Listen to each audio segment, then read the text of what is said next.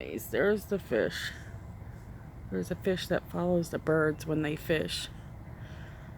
And they help each other catch fish. If you can see it, he's coming towards the white bird because he usually goes with the white bird more. So they have a kind of like a symbiotic kind of relationship.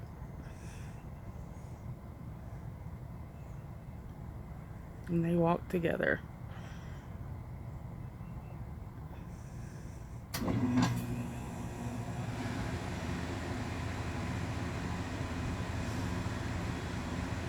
But he's confused because of the gator.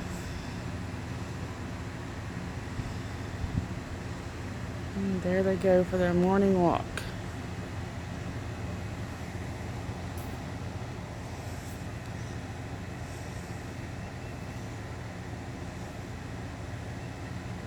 And he stopped in front of the gator again, confused if that's the fish or not.